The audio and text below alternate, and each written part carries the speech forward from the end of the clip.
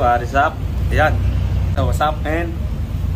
Good morning. Kaya magpapalit tayo ng clutch lining at saka papalit rin tayo ng langis. Change oil na para isang dami na. So, ayan. Ang gagamitin natin langis ay Motul na 10W40 kasi mag-iiba tayo ng clutch lining.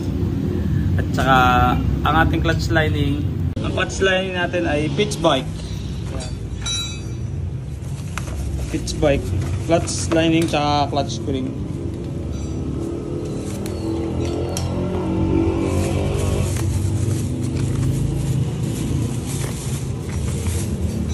Kasi may nakapag-recommend na pitch bike ang gamitin pagka stock lang ang makina.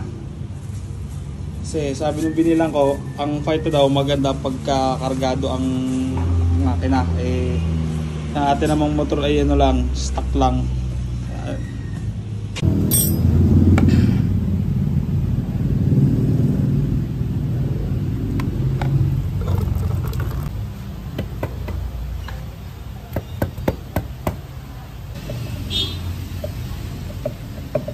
Hindi matatanggal parang preno? Okay. Parang matanggal yan. Mamaya ipapakita ko sa iyo, pare. Kahit ikaw pa ang magyabog sa screen.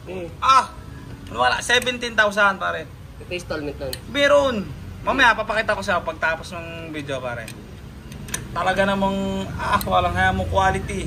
Kahit yabugin. Wala na, pare. Kahit ikaw mo pambahak mo pa ng ng mani, yung walnut, pare, di ba ang kunot doon? Gagawin mo, mamaya papakita ko sa iyo para maniwala ka.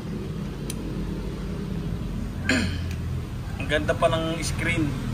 Tapos naka-AMOLED. Kung may alam ka sa mga AMOLED screen display. May bilang din. Hindi, pag ito. Dapat hindi dikit-dikit ano. Ito isa pare, parang musikit mahigpit.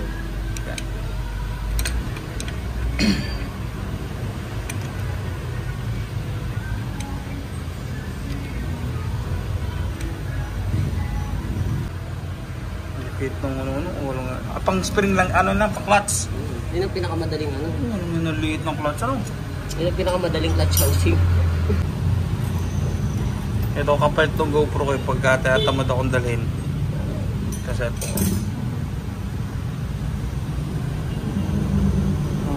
Parang manipis na. Parang kapal pa naman. Matigas. Parang sasabing manipis na to. Pitch bike. Nagkaiba ng stock sa pitch bike. Siyempre, lulubricant.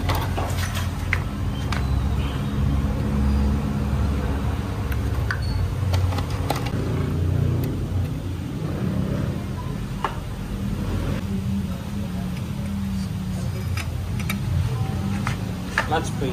Para patingin ako naman pinagbago niya tsaka ito.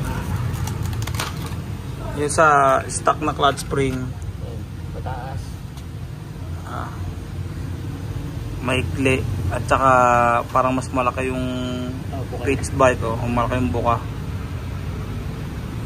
Pero mas madami ang ikot nitong stock.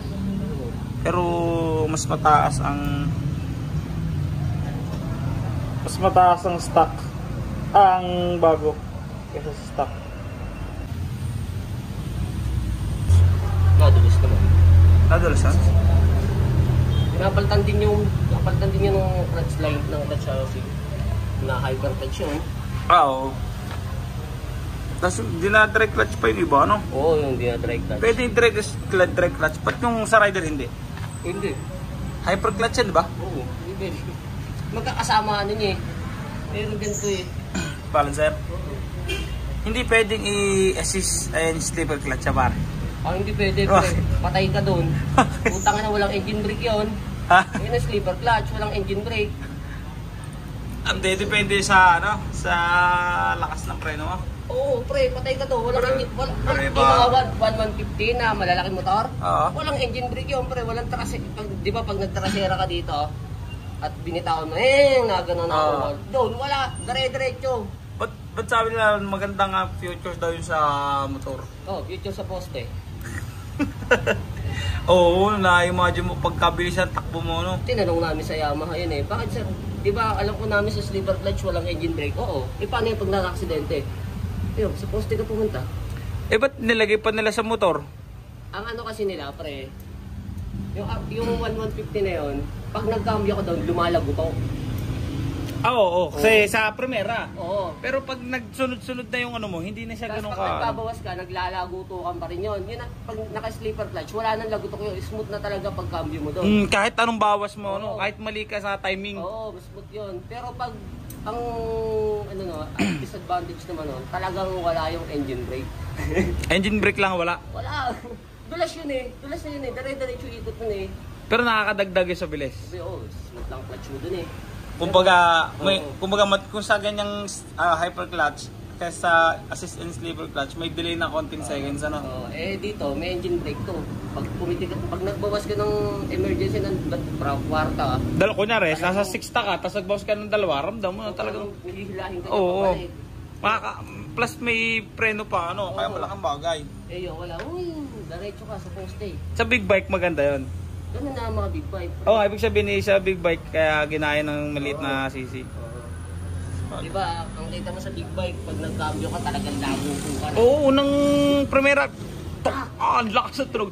Pero pag umaandar na, kahit di na sila gumagamit ng cambio, talagang baliwala na. Shifter na sila. Lalo na pagka yung nagbabawas, kahit sunod-sunod, kahit tatlong bawas pa. Diba, hindi na ganun. Oo, ang Dire-diretso ganda. lang. Ang ganda ng tunog, lalo pag naka-muffler, naka-open pipe. Kapalit na yun. Diretso sa poste. Walang engine brake pre. Ilang taong pare tatagal niyan? Depende sa pagkabyo mo yan. Pero kalimitan sa ganyan. Dapat. Huwag kang bababad sa sa traffic na naka-clutch. Oo nga, ini-neutral ko. Ako'y nangangalay pati. Pag neutral ka. Nangangalay ako pagka ano. Kaya nauubos ang clutch, ang lining. Madali lang naman mag-neutral dyan eh, kaya Hindi ko gaya neutral ko. Ba't yung iba hirap na hirap? Ayaw i-adjust lang yung clutch. Clutch lang ina-adjust dun eh. Sabi nila pag rider. Yung dati gas? Oo, yung masama na yung siya sabi pag naka-open pipe, hindi daw sa bumabomba. Hindi lang mahanap yung neutral. Sabi Hindi siya nung iba. marunong kumapa. Oo, basta naka-rider na kaya bomba ng bomba nga naman, nakalay nagyayabang. Hindi alam yung hinahanap yung neutral. Hindi mahanap. Yung akin simulan, pagkaramdam ko hindi ko naman neutral na nakatigil na, naka full stop, ina-adjust ko yung clutch.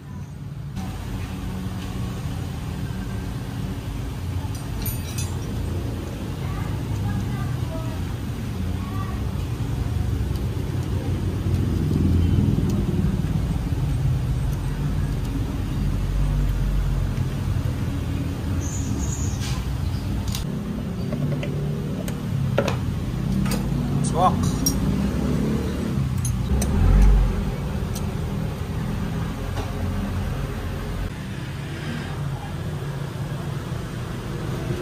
May sukat ba yan? Oo, pre. Doon sa may hindi ka na maglalagay? Mamaya. Tingnan. Pala, ang gamit pala nating coolant Type 1 na Honda. Honda Suzuki po yan. Para si Basilio tayo. Suzuki yung motor pero Honda ang gamit. Nax. Parang yung ADV ko. Yamaha Lube pero Honda ang makina. Yamaha ang ginalagay.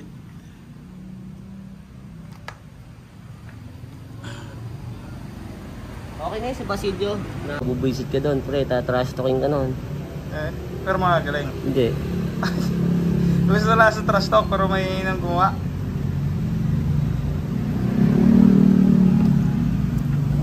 Pare, sobra ata. Ito ba yung... Kaya pare yung binili ko. Ito pala yung souvenir mo. Ito yung panghigop ko lang dito. Panghigop ko lang dyan. Oo. Yung kanya ay pinang-reverse.